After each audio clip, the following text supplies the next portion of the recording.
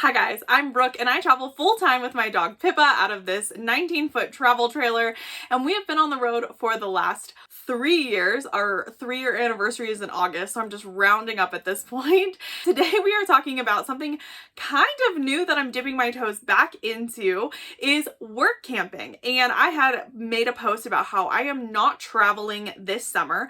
I am actually staying put so I can work camp.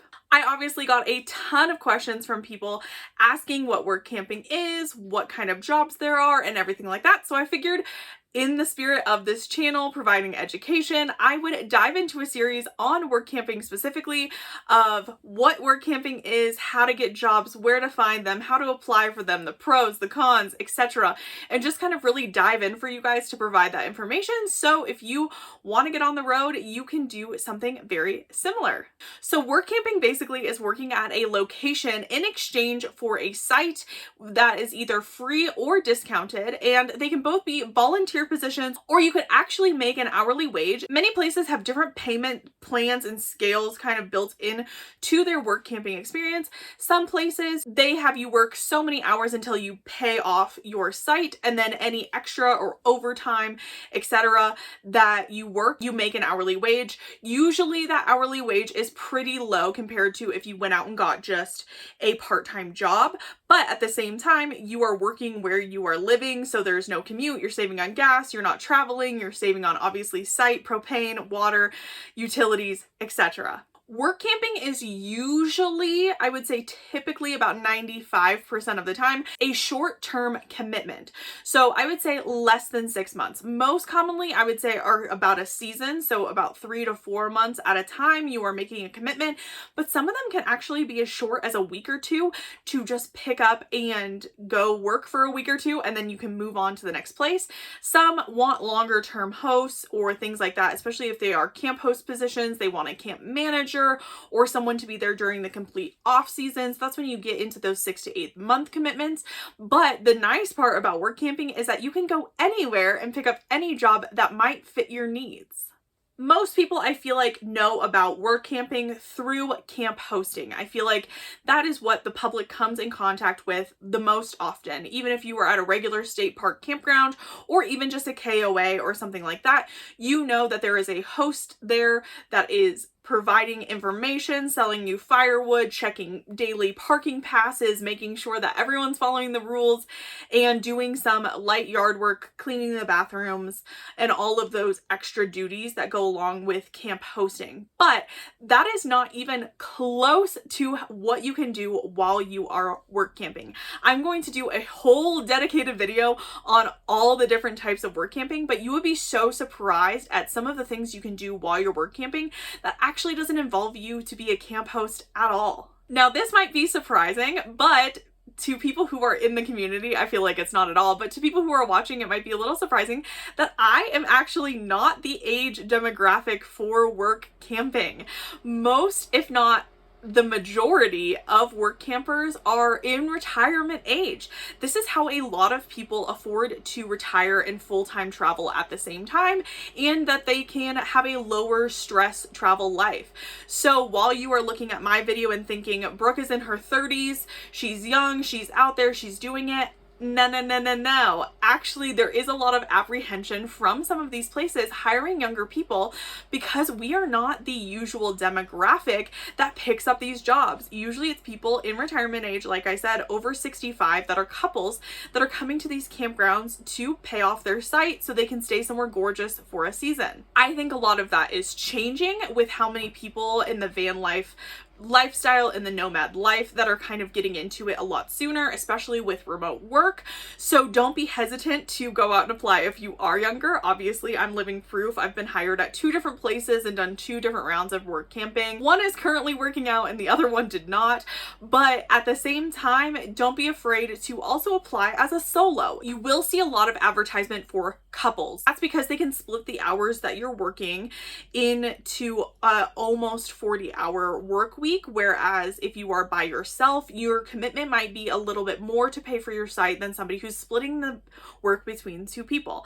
Is that to say that no one hires solo campers? Absolutely not. Like, I have not had an issue. Obviously, I will make a video on how to get hired as a solo, but the work camping kind of status quo is couples. I think that is changing now that more and more people are getting out there and traveling. And obviously, because there are more solos who are younger, no offense to people in retirement age, but we can work a little bit faster. We can maybe do some of those heavier lifting jobs that older couples or people with health issues or things like that cannot actually pick up.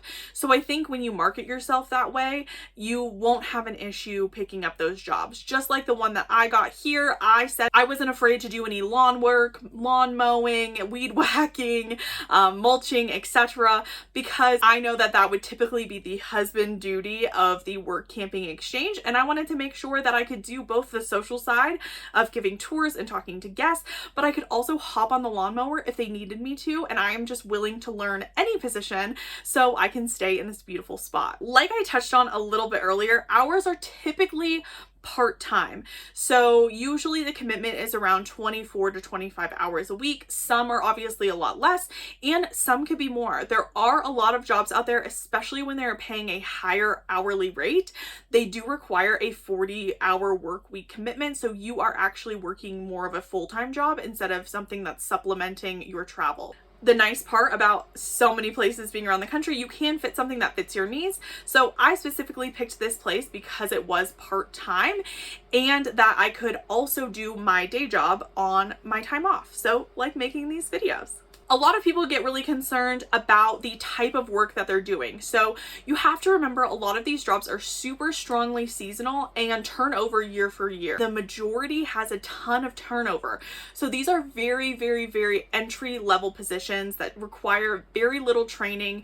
So you can hop right in and help out without having to have too many special skills or things like that. Now, that isn't to say if you do have special skills, please bring them and bring them to the attention of the people you're working for. This is obviously going to set you up in a better position, but 90% of tasks I would say are very entry level and can be learned very quickly. So don't let it intimidate you if you are applying for something that you've maybe never done before. I guarantee you, you are not the only one. Work camping jobs range between being very remote and very public. So there are jobs out in the wilderness, like where I am 30 to 40 minutes away from the closest gas station, grocery store, etc. I have absolutely zero cell phone service up here. So I am very heavily relying on my Starlink. So you need to be prepared to know what gear you have, what you would need to make your time at that place happy. If I was sitting here with no service for 4 months and I had not researched that portion of this job, I would be very bored and unhappy and it would be kind of miserable. But there are places that I could have applied if I didn't have Starlink or couldn't invest in it at the time